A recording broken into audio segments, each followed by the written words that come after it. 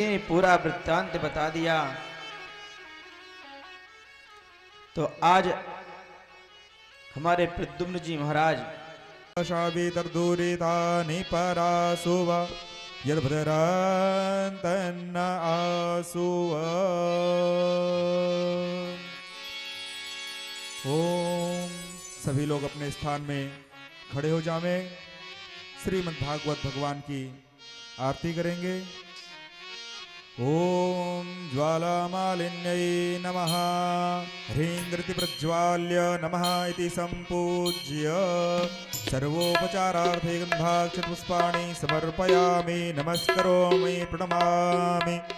ओम चंद्रमा मनसो जातश्चक्षोः सूर्यो अजायत श्रोत्राद्वायुश्च पराणश्च मुखादग्निरजायत। श्री भागवत भगवान की है आरती, पापियों को पाप से है तारती। भागवत भगवान की है आरती, पापियों को पाप से है तारती। ये अमर ग्रंथ ये मुक्ति पंथ ये पंचम वेद निराला, नौ ज्योति जगाने वाला।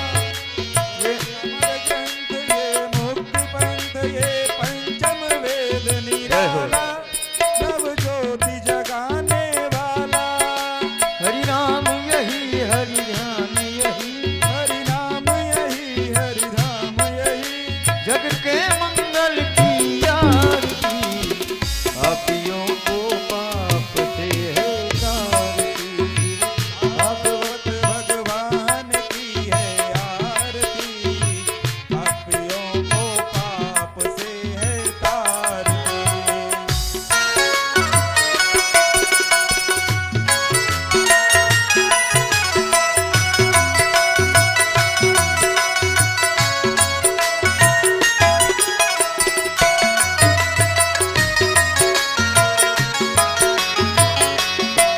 हे शांति गीत पावन पुनीत, पापों को मिटाने वाला, हरि दर्श कराने वाला।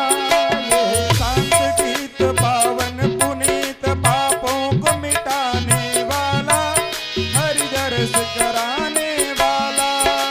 ये सुख करनी ये दुख हरणी ये सुख करनी ये दुख हरनी, श्री मधुसूदन की आरती।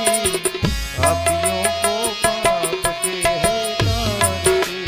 भागवत भगवान की है आरती, पापियों को पाप से है तारती।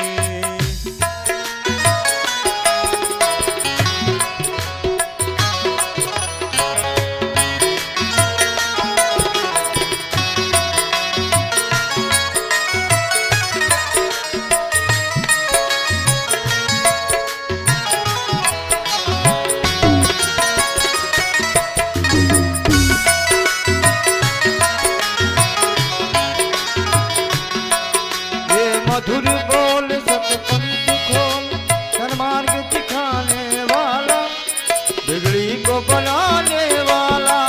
ये मधुर बोल सदपंथ खोल, सन्मार्ग बताने वाला, बिगड़ी को बनाने वाला। श्री राम यही घनश्याम यही, श्री राम यही घनश्याम यही, प्रभु के महिमा की आरती। पापियों को पाप से है तारती। भागवत भगवान की है आरती, पापियों को पाप से है तारती।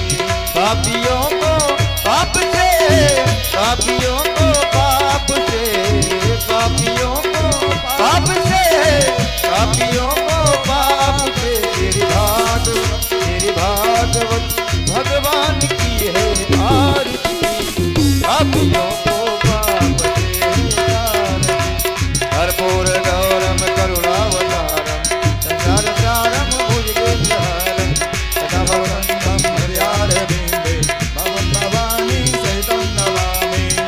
हो माता च पिता तुम्ही हो बंधो च सखा तुम्ही हो त्वमेव वेद्या द्रविडं त्वमेव त्वमेव सर्वं मम देव देव तुम्ही हो सर्वम मम देव देव तुम्ही हो सर्वम मम देव देव हरे राम राम राम हरे हरे कृष्ण कृष्ण कृष्ण हरे हरे राम राम राम हरे हरे कृष्ण कृष्ण कृष्ण हरे हरे कृष्ण गोविंद हरे मुरारे हे नाथ नारायण वासुदेव कृष्ण गोविंद हरे मुरारे हे नाथ नारायण वासुदेव हे नाथ नारायण वासुदेव हे नाथ नारायण वासुदेव आरोग्यं समर्पयामि जलेन शीतलहिकरणं पुष्पै देवाय वन्दनम् आरोग्यार्थे आत्मा हि वन्दनं चक्षुर्वन्दनं श्वात्मा हि वन्दनं हस्तो प्रक्षाल्य मन्त्रोस्पाञ्जलिः ॐ जनेन नवजन्त देवास्तानि धर्माणि प्रथमान्य षण्णाते हनाकं महिमानः सजन्तिपूर्वे साद्याः सन्ति देवाः नानासुगन्धपुष्पाणि यथा कालोद्भवानि च पुष्पाञ्जलिर्मया दत्तं गृहाण परमेश्वर पुराणपुरुषोत्तमाय नमः मंत्रपुष्पाञ्जलिः समर्पयामि। बोलो श्रीमद्भागवत महापुराण की जय हो। सभी लोग अपने आसन में विराजमान होकर के परम पूज्य श्री व्यास जी के मुखारविंद से आज विश्राम दिवस की कथा को श्रवण करेंगे।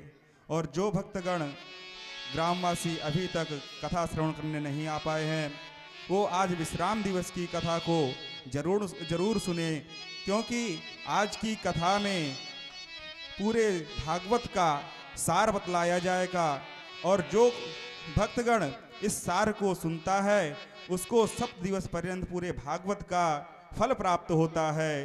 अतः जो भी भक्तगण इस सार को सुनने के लिए आना चाहता है वो शीघ्र गौतम परिवार में आकर के उपस्थित हो जावे और परम पूज्य श्री व्यास जी के मुखारविंद से श्रीमद्भागवत सप्ताह ज्ञान यज्ञ के 7 दिवस पर्यंत आज सार की कथा को जरूर सुने।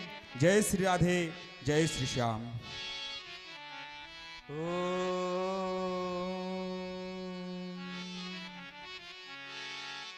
श्री गणेशाय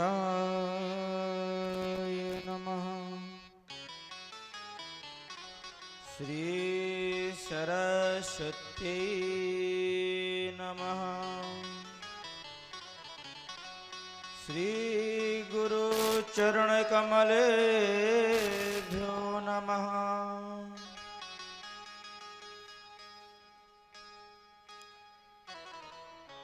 ध्येयं सदा परिभवाग्निमभीष्टदोहम् तीर्थास्पदं शिवविरञ्चिनुतं शरण्यम् भृत्यातिहं प्रणतपालभवाब्धिपूतम् वन्दे महापुरुष ते चरणारविन्दम्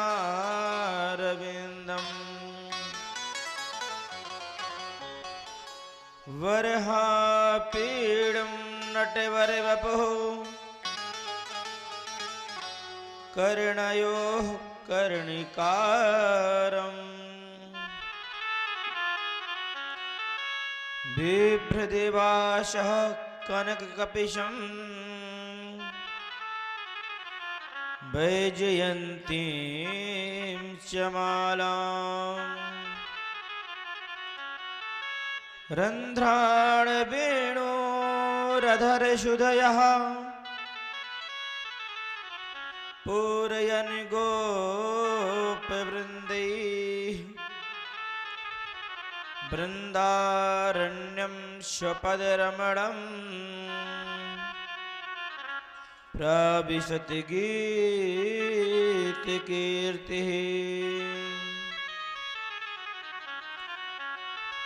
मनोजीवं मारुततुल्यवेगम्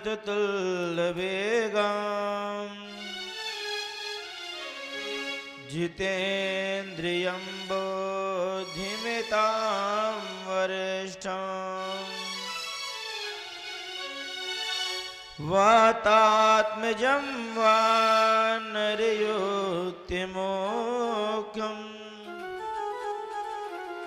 श्रीरामदूतं शरणं प्रपद्ये। वृंदावन के वृक्ष को मर्म न जाने को, डाल डाल अरुपात पात श्री राधे राधे हो। वृंदावन सो वन नहीं, नंदगांव सो गाँव, बंसी वट सो वट नहीं, श्री कृष्ण नाम सो नाम। राधे तू बड़ी भागिनी, कौन तपस्या कीन, तीन लोक 14 भुवन, सब तेरे आधीन। जय जय जय राधा रमण, जय जय नवल किशोर, जय गोपी चित चोर प्रभु, जय जय माखन चोर। काम ही नार पियार जिमी, लोभी के प्रियदाम, तिमि रघुनाथ निरंतर, प्रिय लागहु मुहि राम, प्रिय लागहु मुहि राम। परम मंगलमय परात्पर अखिलेश्वर अकारण करुणा वरुणालय भक्त वांछात कल्पतरु पंडित विडिंडित श्री पीताम्बरधारी वांगमय प्रतिमूर्ति श्रीमद्भागवत महापुराण। आज सप्तम दिवस की शुभ वेला में हम सभी लोग विराजमान हैं। ज्ञानमयी, रसमयी, कृपामयी, दयामयी, करुणामयी, क्षमामयी श्रीमद्भागवत सप्ताह ज्ञान यज्ञ के सप्तम दिवस और विश्राम दिवस है। ऐसी गंगा में गोता लगाने का शुभ अवसर हम सभी को प्राप्त हो रहा है। हमारे यजमान श्री भूरेलाल गौतम जी के यहाँ सुंदर ज्ञानमय गंगा प्रवाहित हो रही है और हमारे ग्राम के और क्षेत्र के सभी भक्तजनों को सूचित किया जा रहा है कि आप सभी लोग शीघ्रातिशीघ्र कथा में आए और कथा में आकर कथा ज्ञानमयी कथा में अवगाहन करें और अपने जीवन को धन्य बनाएं। और आज की कथा में आपको श्रीमद् भागवत का जो सार है, आप नित्य प्रति कथा का रसपान करते थे। जो भक्त प्रतिदिन की कथा रसपान करने से वंचित रह गया होगा वो आज की कथा को रसपान कर लेंगे तो उनको 7 दिवस पर्यंत कथा का लाभ प्राप्त होगा। तो अपने गृह कार्य को छोड़ करके कथा में आकर कथा का रसपान करेंगे। आइए हम सब कथा में प्रवेश करने से पूर्व कुछ क्षण भगवान नाम संकीर्तन करें, फिर कथा में प्रवेश करेंगे। श्री राधे गोपाल भज मन श्री राधे, श्री राधे गोपाल भज मन श्री राधे, श्री राधे गोपाल भज मन श्री राधे, राधे गोपाल भज मन श्री राधे, श्री राधे श्री राधे श्री राधे श्री राधे श्री राधे श्री राधे श्री राधे श्री राधे भज मन श्री गोपाल भज मन श्री राधे, श्री राधे गोपाल भज मन श्री राधे।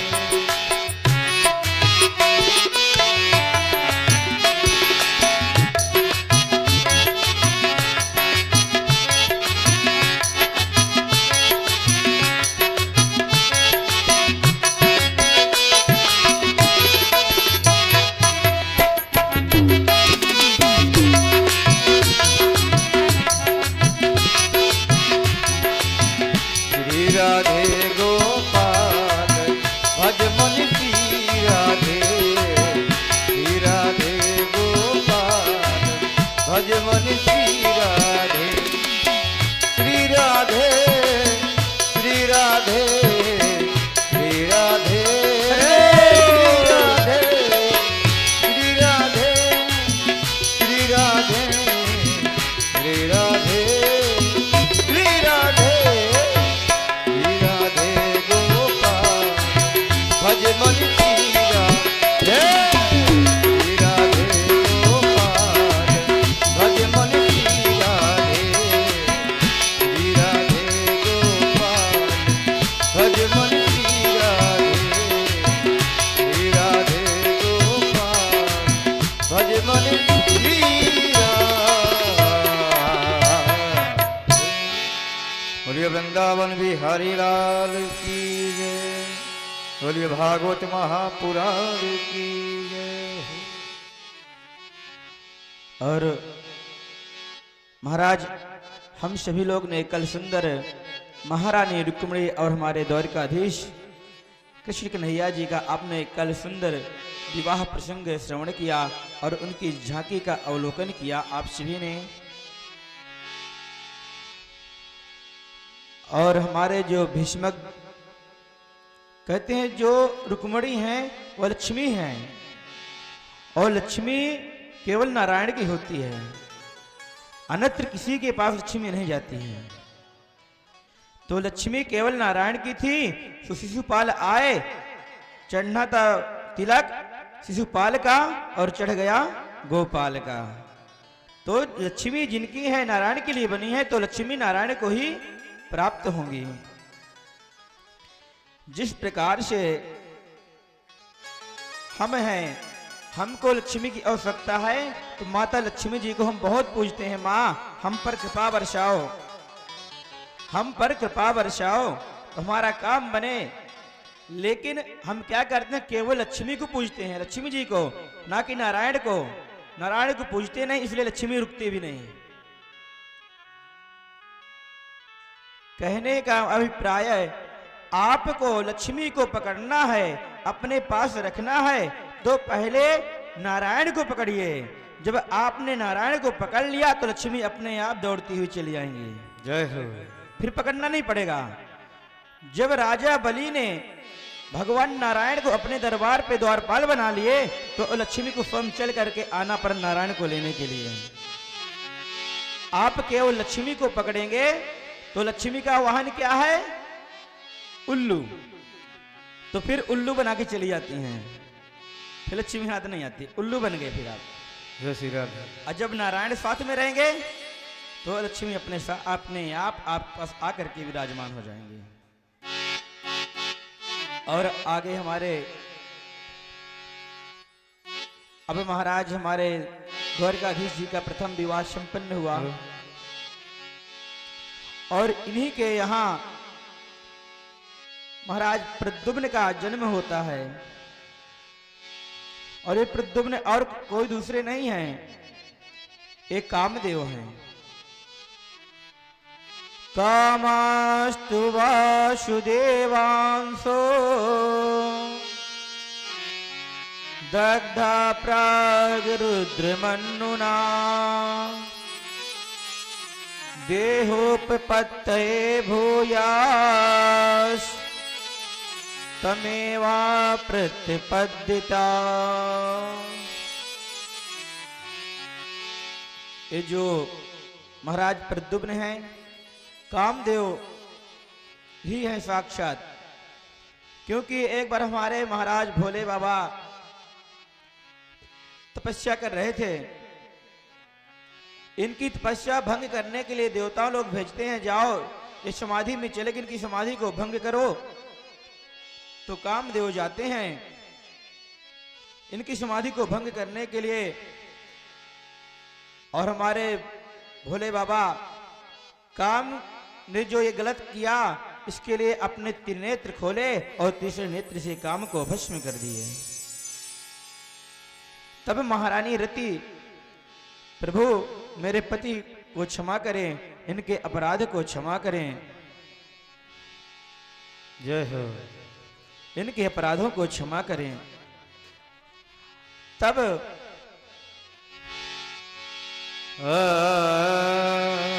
जी कल भगवान कन्हैया लाल की शादी हुई है और एक बालक है, उसकी फरमाइश है यश कुमार। मुझसे बहुत दिन से वो बोल रहे थे कि एक भजन सुनाने के लिए, 2 लाइन का भजन। हेरी सखी मंगली गौरी घर दिया मारी सजावरी उतरेगी आज मेरे पिए की सवारी। लक्ष्मी जीवारो नजर उतारो आज मेरे श्याम घर आवेंगे, आज मेरे श्याम घर आवेंगे।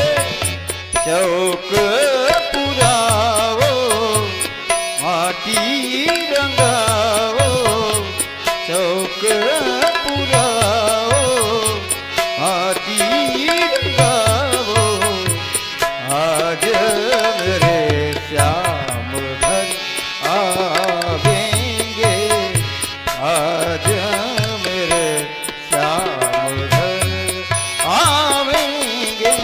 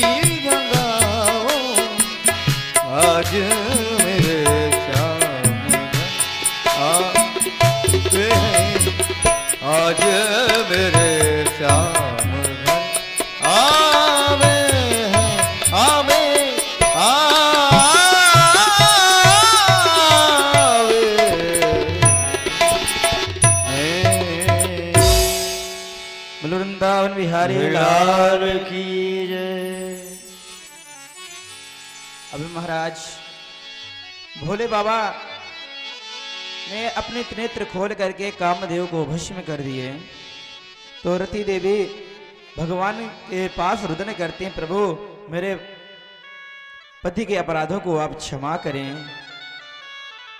जब बार बार रुदन करते हुए रति भगवान शंकर जी के चरणों में गिर जाती है, भगवान कहते हैं, हे रति तुम्हारा पति तुमको प्राप्त होगा जब भगवान नारायण यदुवंश में जन्म लेंगे।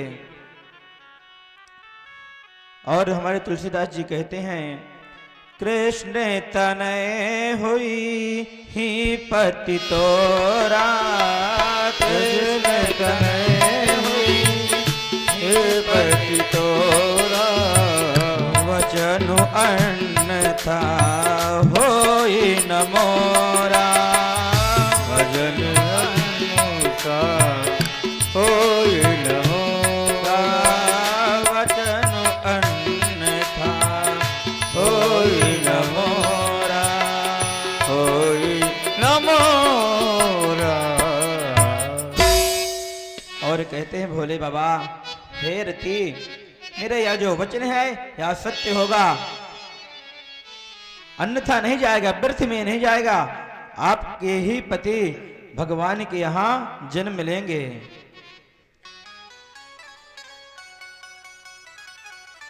अब रति प्रतीक्षा करती है, वह समय आता है तो प्रद्युम्न का जन्म होता है।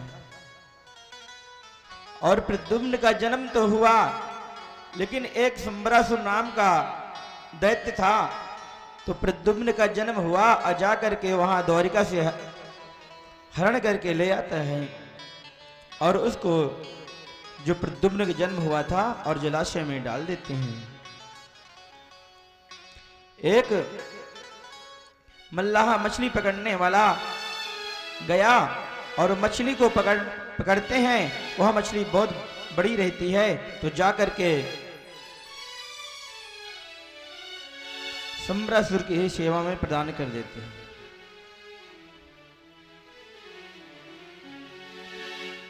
संबरासुर के यहाँ वह मछली पहुंच जाती है। जब उसको मछली को काटा गया तो उससे बालक निकला।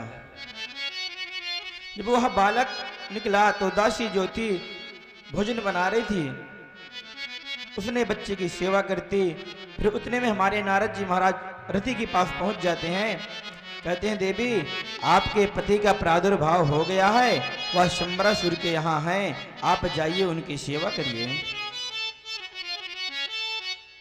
माता रति जाती हैं, संबरासुर के यहाँ दासी बन जाती हैं और महाराज प्रद्युम्न जी को सुंदर स्नान कराते, तैयार करते।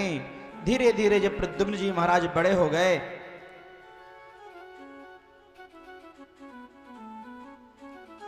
बड़े होते हैं, तो प्रद्युम्न जी कहते हैं, देवी एक आप मातावत प्रेम करती हैं, मेरे को सुंदर सजाती हैं, और दूसरा आपका प्रेम तो दूसरा दिखाई पड़ रहा है। मातृभाव मति क्रमा वर्त से कामिनी यथा। एक भाव आपका माता का है और एक कामनी आप लग रही हैं। देवी तो आप कौन हैं, अपना परिचय दीजिए। तब रति कहती हैं, भगवान भवान नारायण सुतः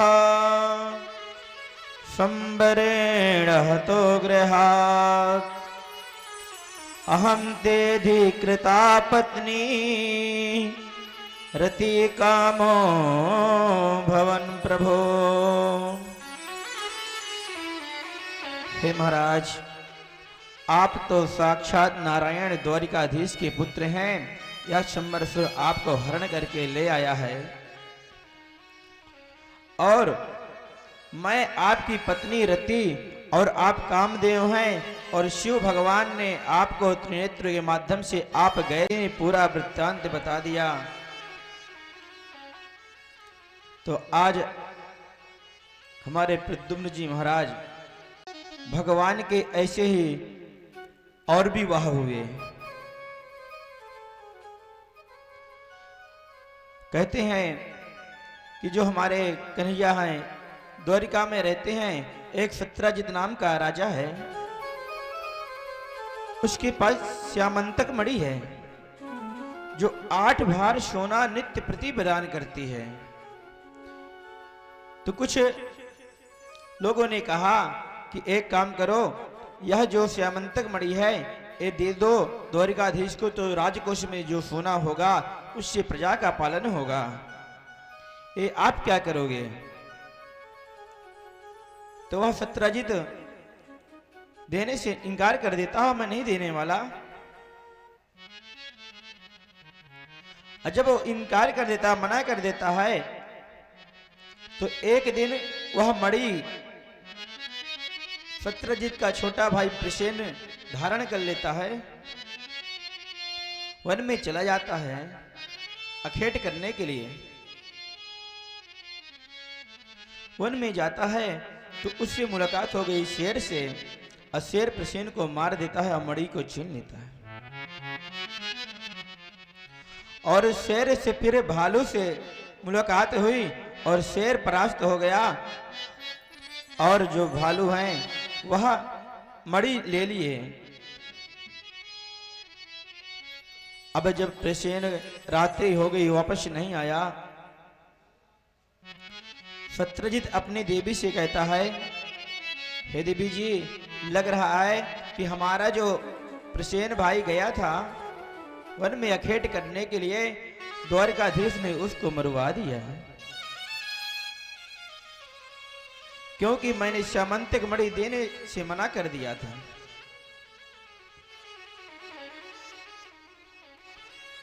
मैंने मना कर दिया, हो सकता उन्होंने मरवाया होगा, लेकिन जब तक बात कन्फर्म ना हो जाए, समझ में ना आ जाए कि इन्होंने मरवाया है, तब तक बात को किसी से कहना नहीं। तो देवी ने, कहते हैं ना, माता जी को कुछ बता दी जाए गोपनीय बात ना, तो स्त्रियों को पचती नहीं है, किसी न किसी देवी से जरूर बता देंगी। कारण क्या है कि जब महाराज धर्मराज युधिष्ठिर महाभारत विजय प्राप्त किए, विजय प्राप्त करने के उपरांत अपने पूरे परिकर का पिंडदान कर रहे थे। पिंडदान कर रहे थे तो माता कुंती, जब सबका पिंडदान हो गया तो माता कुंती से रह नहीं गया, तो माता कुंती जा कहती हैं, हे युधिष्ठिर, एक पिंडदान और कर दो।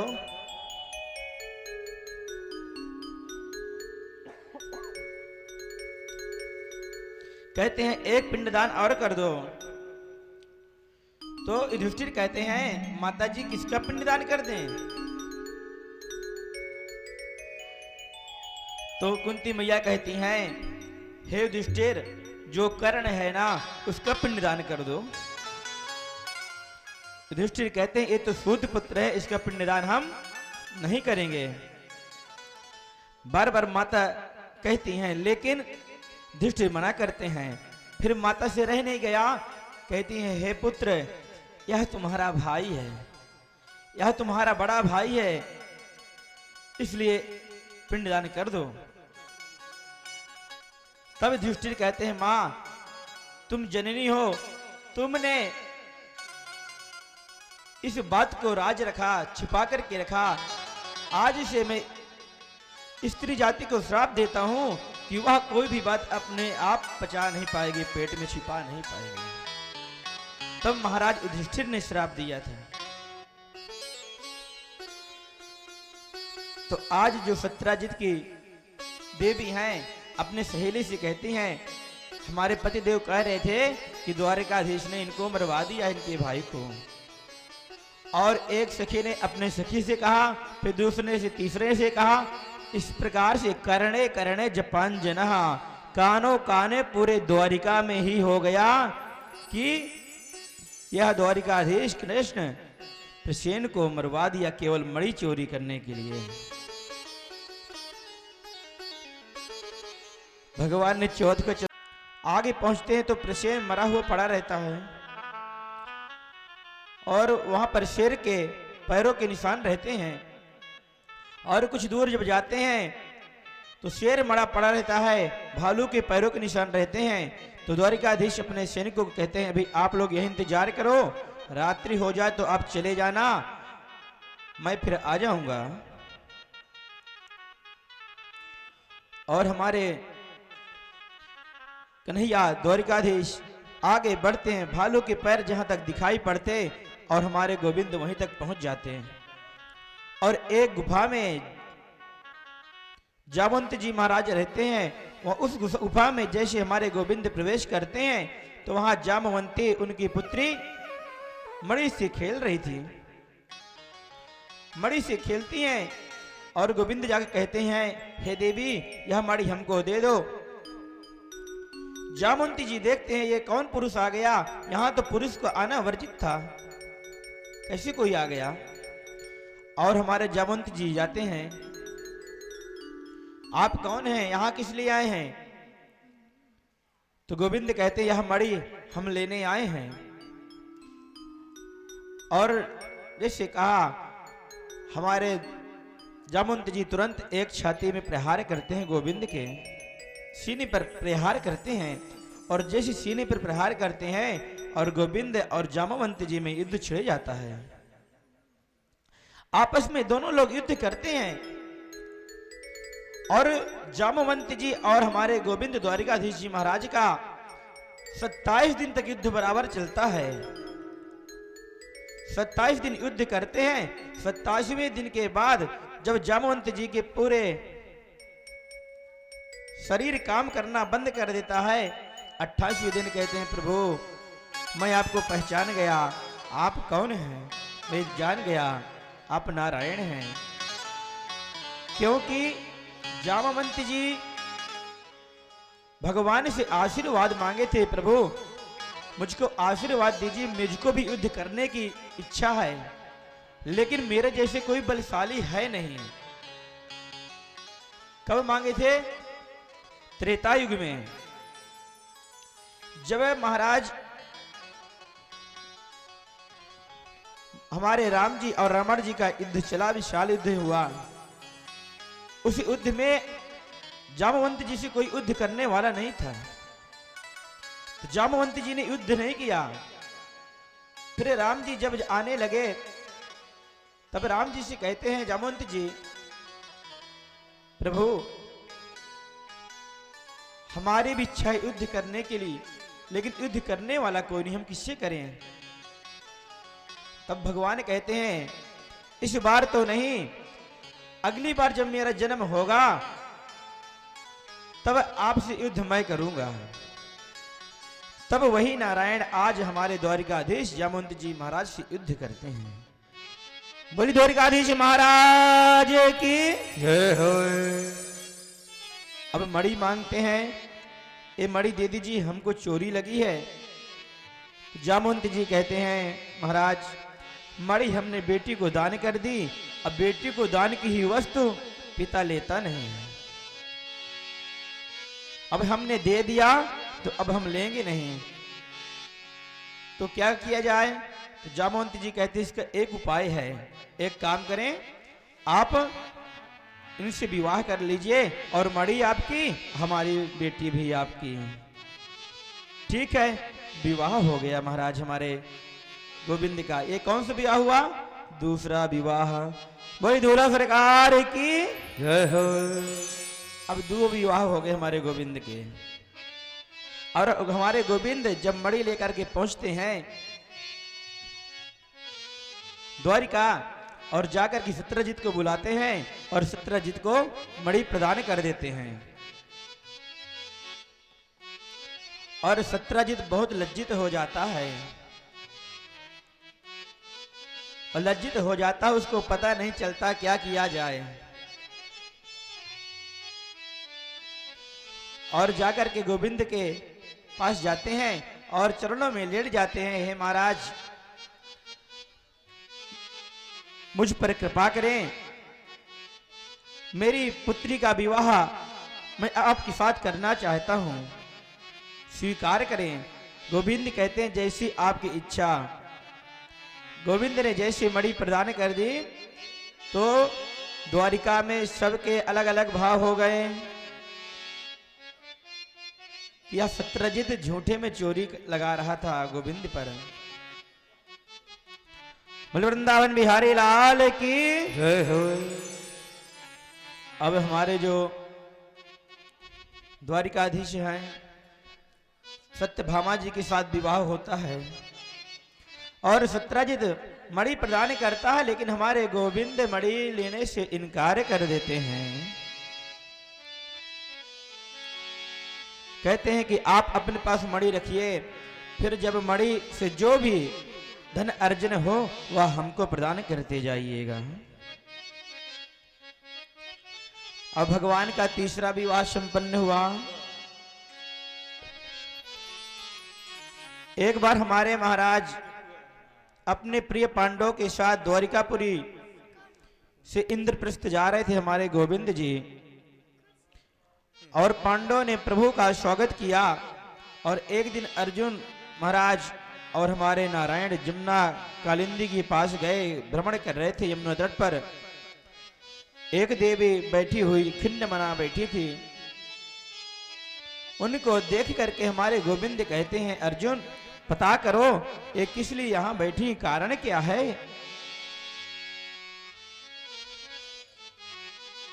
कारण क्या है? तो अर्जुन जाते हैं और पूछते देवी अपना आप कौन है, अपना परिचय बताइए।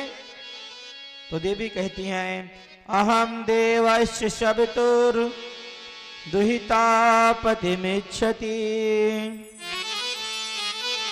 विष्णुं वरण्यं वरदं तपः परममा स्थिता। हे महाराज मैं कालिंदी हूं, मेरी इच्छा है कि मैं द्वारिकाधीश को अपना पति रूप में वर्ण करूं। और अर्जुन ने जैसे सुना जा करके गोविंद से कहते हैं महाराज वह आपको पति रूप में वर्ण करना चाहती हैं। हो गया महाराज हमारे अर्जुन ने वहीं पर चौथा विवाह संपन्न कराया। बोली द्वारिकाधीश महाराज की जय हो। अब कालिंदी से विवाह हो गया महाराज हमारे गोविंद का। और एक दिन हमारे महाराज उज्जैन देश के अवंतिक देश के राजा बिंद और बिंद दोनों भाइयों के एक बहन थी, उनका नाम है मित्रविंदा।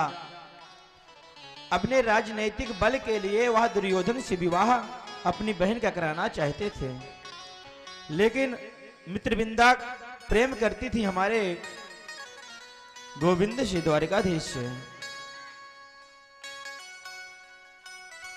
और उनका पाणिग्रहण संस्कार हुआ तो उसमें हमारे द्वारिकाधीश भी जाते हैं। तो वरमाला डालना तो दुर्योधन को सो डाल देते हैं गोपाल को, द्वारिकाधीश को वरमाला पड़ जाता है और भाई क्रोधित हो जाते हैं, लेकिन भाइयों का विरोध ले लिया, लेकिन गोविंद को पा लिया। अब विवाह हो गया उनका, यह पांचवा विवाह हुआ हमारे गोविंद का।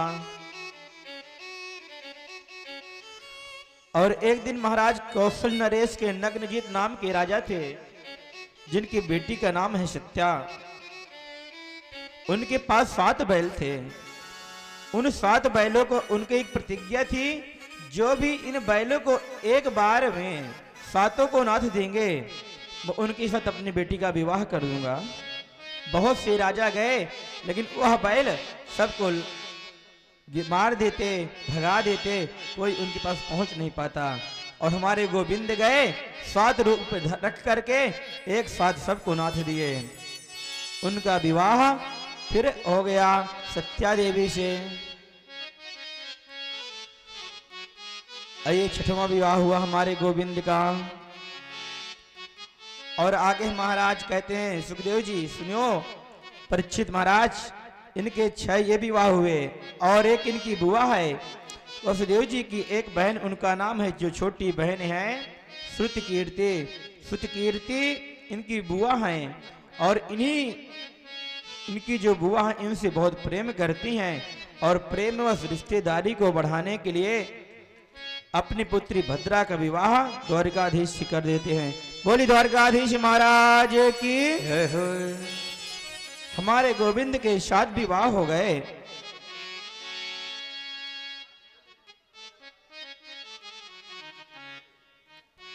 किसी ने कहा कि बुआ की बिटिया है और बुआ की बेटी के साथ विवाह कैसे हो गया? तो कहते हैं कि अर्जुन के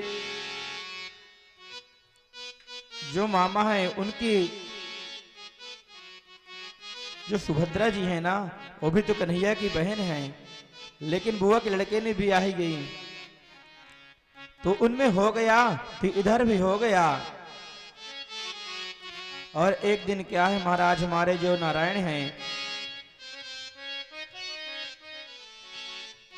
गए, वहां पे ऊपर एक मछली है और जल को देख करके मछली को मारना है। मध्य देश के राजा हैं, उनकी कन्या का नाम है लक्ष्मणा और उसमें शर्त ये रखी, जो जल में देख करके मछली के नेत्रों में बाण मार देंगे विवाह में अपने पुत्री का उनसे करूंगा। और महाराज हमारे द्वारकाधीश गए, जल में देख करके मछली के नेत्रों में बाण मार दिए तो वह अपनी पुत्री का विवाह द्वारकाधीश से कर दिया और इनका नाम है लक्ष्मणा। भगवान के इस प्रकार से 8 विवाह हुए। अब हमारे परीक्षित जी कहते हैं महाराज आपने 8 विवाह तो बता दिया, लेकिन हमने सुना है कि हमारे द्वारकाधीश ने 16,108 रानियां थी, तो 16,100 किस प्रकार इन्होंने विवाह किया? तो आज महाराज हमारे द्वारकाधीश उन 16,100 कन्याओं को मनोरथ पूर्ण करने के लिए एक प्राग ज्योतिषपुर राज्य है, वहां का राजा भौमासुर है। इसका नाम तो नरकासुर था, लेकिन भौमासुर इसलिए पड़ा, भूमि पुत्र होने के नाते इसको भौमासुर कहते हैं। भूमि पुत्र होने के नाते भौमासुर कहा गया। और सत्यभामा को लेकर के हमारे गोविंद जाते हैं, सत्यभामा को लेकर के हमारे गोविंद जाते हैं ज्योतिषपुर। वहां पर उसका जो मेन गेट में उसका सैनिक जो सारथी है, मंत्री है और सलाहकार भी है, मुर नाम का दैत्य पहरा देता था। और गोविंद गए और उस मुर ने गोविंद को देख करके गोविंद से युद्ध करने लगा और महाराज हमारे गोविंद ने उस मुर का उद्धार कर दिया। बोले दुष्ट निकंदन भगवान की जय हो। और भगवान ने जब मुर नाम के दैत्य को मारा तो यहीं से भगवान का नाम मुरारी पड़ गया। बोल मुरारी महाराज की जय हो। मुर के मारने से महाराज हमारे द्वारिकाधीश का कृष्ण कन्हैया का नाम मुरारी पड़ गया है। अब जैसे भौमासुर को पता चला कि हमारे जो सेनापति हैं उनका उद्धार हो गया है, तो भौमासुर दौड़ करके आया, गोविंद से युद्ध करने लगा। भौमासुर थोड़ी देर युद्ध किया, भगवान ने तुरंत भौमासुर को पकड़ा और पटका, उसका भी उद्धार कर दिया। बोले दुष्ट निकंदन भगवान की जय हो। और जाकर के बंदी गृह से उन 16,100 कन्याओं को बंदी गृह से छुड़ाते हैं। और इसका मंतव्य क्या भौमासुर का कि जब 21,000 हो जाएंगी तब मैं विवाह करूंगा। भगवान ने इसका उद्धार किया और कहते हैं हे देवी अपने घर को जाइए। तो वह कन्याएं कहती हैं महाराज घर से आए हमको बहुत दिन हो गया, इतना दिन हो गए घर से आए, अब हमको कौन अपनाएगा, अब आप ही हम पर कृपा करो। तो हमारे गोविंद ने एक ही मुहूर्त में 16,100 कन्याओं से विवाह कर लिया। बोली द्वारकाधीश महाराज की जय हो। इस प्रकार से हमारे द्वारिकाधीश ने 16,108 रानियों से विवाह किया है। सावली सूरत पे मोहन दिल दीवाना हो गया। सावली सूरत पे मोहन दिल दीवाना हो गया। एक तो तेरे नैन तिरछे, दूसरा काजल लगा। एक तो तेरे नैन तिरछे, दूसरा काजल लगा। तीसरा नजरें मिलाना, तीसरा नजरें मिलाना दिल दीवाना हो गया। सावली सूरत पे मोहन दिल दीवाना हो गया।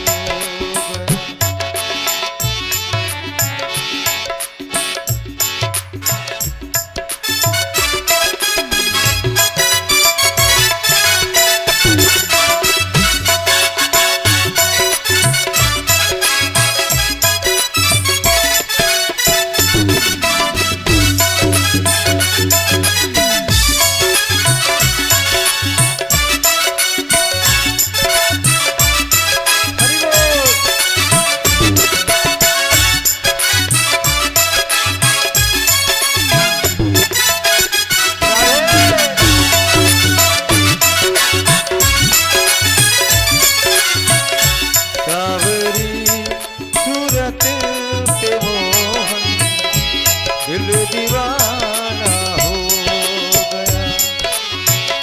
एक तो तेरे होठ पतले, दूसरा लाली लगा।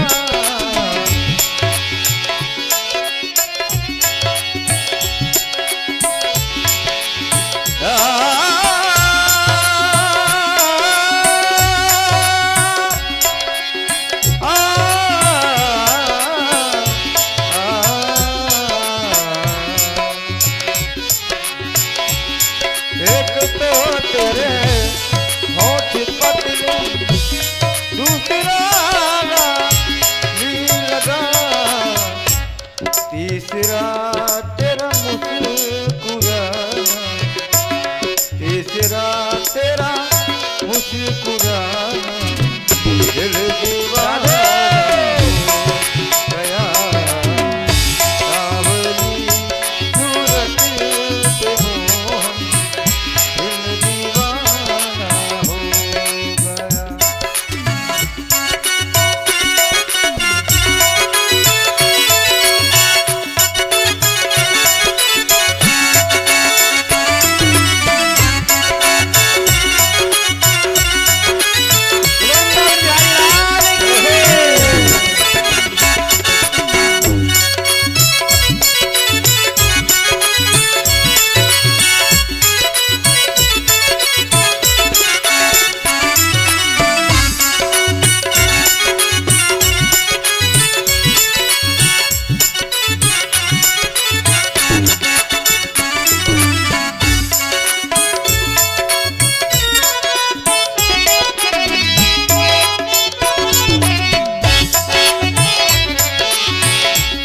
एक तो तेरे हाथ कोमल, दूसरा मेहंदी लगी। एक तो तेरे हाथ कोमल, दूसरी मेहंदी लगी। तीसरा मुरली बजाना, तीसरा मुरली बजाना दिल दीवाना हो गया। तीसरा मुरली बजाना दिल दीवाना हो गया।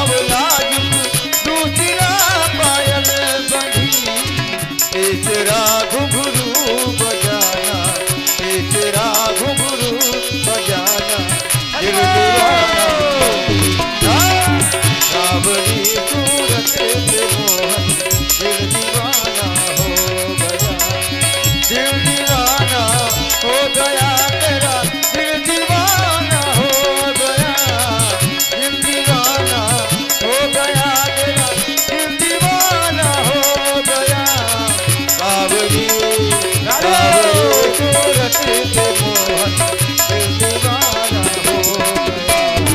सावरी सूरत के मोहन दिल दीवाना हो गया। वृंदावन बिहारी लाल की जय हो, द्वारिकाधीश महाराज की जय हो।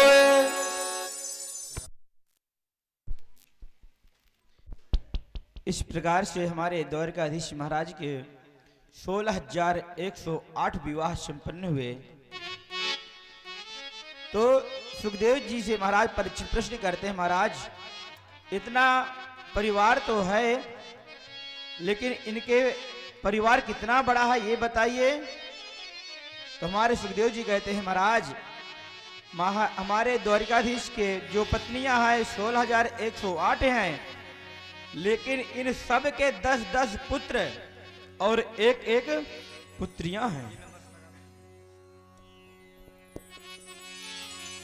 तो परीक्षित जी कहते हैं, महाराज इतना बड़ा परिकर है, द्वारिकाधीश रहते कैसे हैं? देखिए आप लोग जोड़िए, 16,108 हैं, इनके 10-10 पुत्र हैं तो कितने हो गए, और एक पुत्रियां हैं। इनके जो पुत्र हैं 1,61,180 पुत्र हुए और 16,108 पुत्रियां हुई। इतना बड़ा परिकर है हमारे गोविंद का।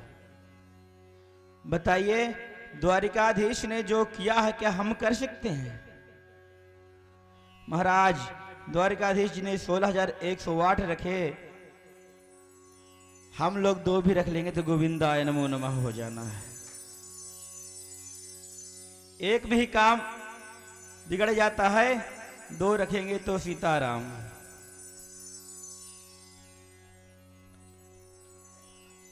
और हमारे जो द्वारिकाधीश हैं एक दिन मन में विचार कर रहे हैं कि हम सब रानियों के पास जाते हैं तो कोई कभी रुष्ट हो जाती, कोई कभी गोप भवन में चली जाती, लेकिन हमारी जो रानी रुक्मिणी है वो कभी रुष्ट ही नहीं होती। आज उनसे हास्य परिहास करने के लिए हमारे गोविंद जाते हैं और मुंह लटका करके उनके पास बैठ जाते हैं। तो माता रुक्मिणी कहती है, महाराज स्वामी जी आज आपका मुख कमल लटका हुआ क्यों है? तो गोविंद कहते हैं, देवी मेरा एक प्रश्न था, आपने हमारे साथ विवाह क्यों किया? एक तो पहली बात हम राजा नहीं, दूसरी बात कि हम रणछोड़ हैं और हम गोरे भी नहीं, न हमारे माता पिता का पता। जब हमारे माता पिता का भी नहीं पता तो आपने हमसे विवाह क्यों किया?